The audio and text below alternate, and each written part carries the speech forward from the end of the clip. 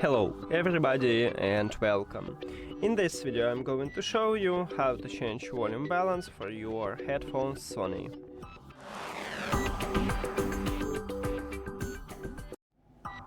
Firstly, I will show how to change it on Android device, and then I will move to Apple device. Now, on your Android, open Settings, and then you need to scroll down and find Accessibility. On my phone, it's located at the bottom. So click on it, and then you need to scroll down again, and you need to find Audio Adjustment. And also I have it at the bottom.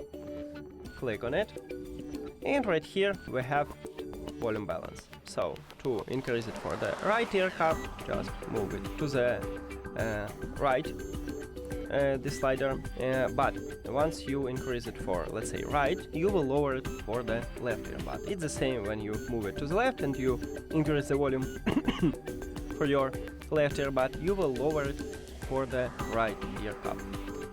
And that's it. Now let's move to Apple device.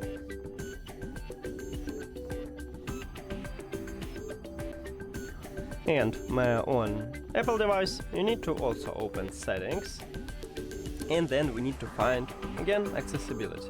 So scroll down, and it's located under the General Settings.